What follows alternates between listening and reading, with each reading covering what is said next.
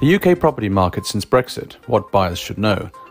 Since the Brexit vote in 2016, the UK property market has experienced significant changes.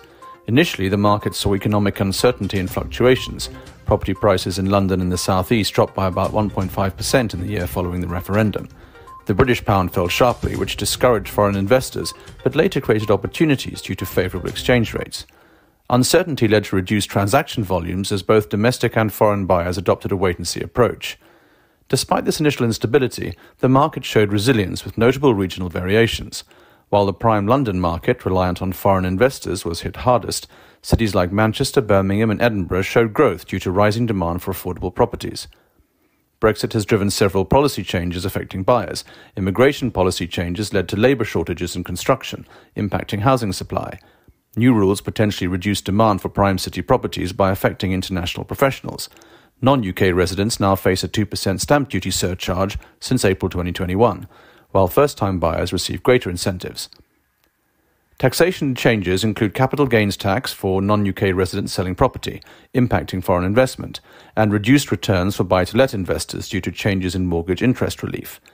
New trade rules led to delays and increased costs for importing construction materials, and labour shortages have increased construction costs, affecting property prices.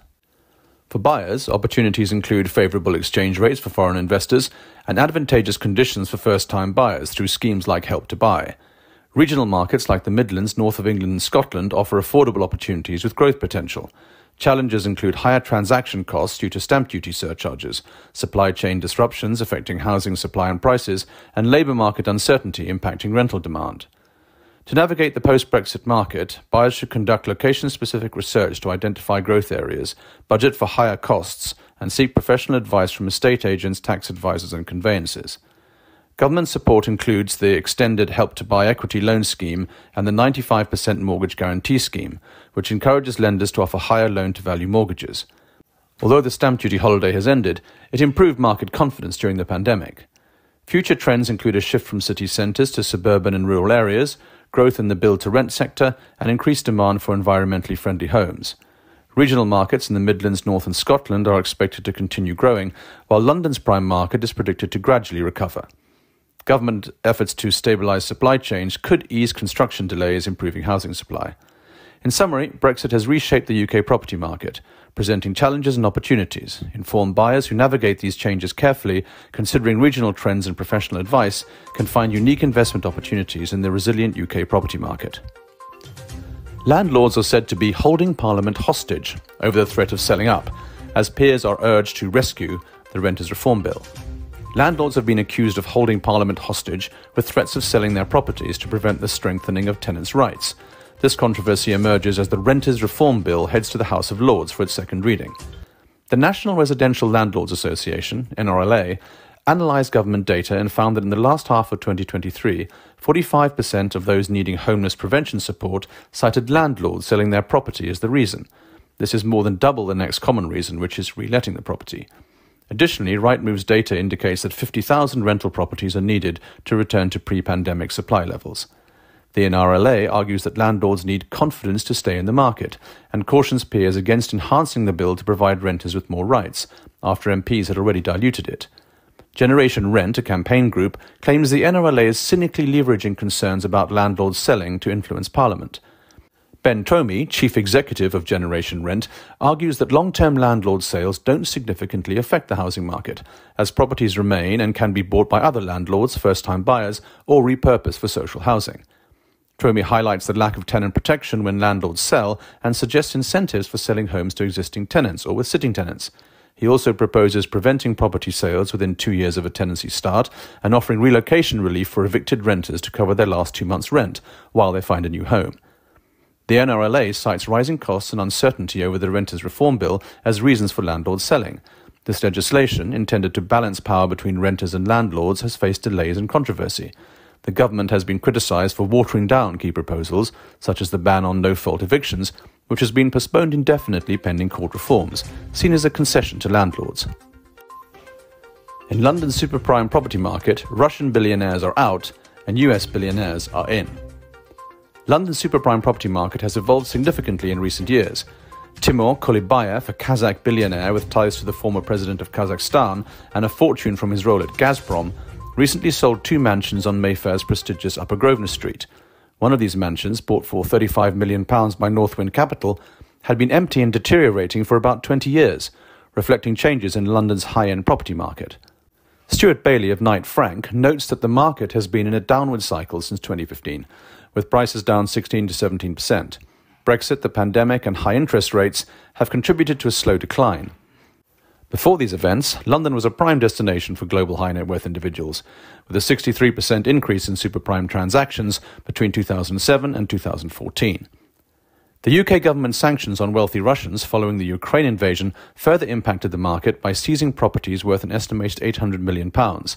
However, Russian influence in London's property market had already been waning before 2022. Now the focus has shifted to buyers from China, the Middle East and North America. Luxury estate agent Beecham Estates reported that US buyers accounted for half of all sales over £15 million in 2022. This trend continued into 2023, with significant interest from Middle Eastern buyers, driven by high oil and gas prices. The most sought-after areas remain Mayfair, Belgravia and Knightsbridge. The preferences of ultra-rich buyers are also changing. There is now a higher demand for large, newly refurbished single-family homes, while high-security lateral apartments in new developments remain popular. This shift explains Northwind Capital's interest in redeveloping Kulibayev's property. In summary, London's super-prime property market is experiencing a transformation. With Russian influence declining, American and Middle Eastern billionaires are stepping in, reshaping the landscape of high-end real estate in the city. Real estate trade associations have endorsed the launch of the Reserved Investor Fund, RIF, a new fund structure expected to be available later this year. This support follows the end of the government's consultation on draft tax regulations. The RIF, designed for professional and institutional investors, will be introduced through the Finance Bill and aims to facilitate investments in commercial real estate, social and affordable housing, town centre regeneration and green infrastructure projects. Melville Rodriguez of Apex Group, who spearheaded the RIF initiative, highlighted the fund's potential to attract UK and international capital, reducing the financial burden on the government. The RIF will be domiciled onshore in the UK, featuring a transparent tax status, making investors liable for tax on the income according to their own circumstances. Paul Richards, CEO of the Association of Real Estate Funds, emphasised that the RIF will provide streamlined access to projects that support UK economic growth, housing and sustainability. Rachel Kelly, of the British Property Federation, stressed the importance of making the RIF competitive with overseas equivalents, to attract a broad range of investors, addressing key challenges like net zero targets and high street regeneration. The Duke of Westminster's £10 billion fortune has sent him to the top of the young rich list. Hugh Grosvenor, the Duke of Westminster, has topped the under 40 category of the Sunday Times rich list, defying the property slump with a fortune of £10.1 billion. At 33, Grosvenor is 15th on the overall list, down from 11th in 2023, and now the third wealthiest person in the northwest of England. The annual list, which ranks Britain's wealthiest individuals, was topped this year by tycoon Gopa Hinduja with £37 billion. Grosvenor's wealth has risen from £9.9 billion in 2023, highlighting his resilience amid a challenging property market. Set to marry Olivia Henson at Chester Cathedral this year, Grosvenor is a godson of King Charles, a close friend of Princes William and Harry, and godfather to Prince George. Despite a downturn in London's commercial and retail property sectors, the Grosvenor family has largely escaped the worst impacts. Their 2022 accounts reported nearly £5 billion in assets, an increase of £200 million from 2023, with dividends rising to £51.1 million from £49.9 million the previous year. The Grosvenor family, with ties to the Romanovs and Russian writer Pushkin, owns an extensive property portfolio spanning 40 cities worldwide, including significant estates in Lancashire and Scotland. Their holdings range from locations in Bath and Liverpool One to London's prestigious Mayfair and Belgravia. Grosvenor inherited his wealth and title following his father's death 8 years ago. During the pandemic, he donated £12.5 million to COVID-19 relief efforts. He continues to work with a charitable foundation focused on young people and serves as the chairman of the Grosvenor Group, a prominent property and investment company.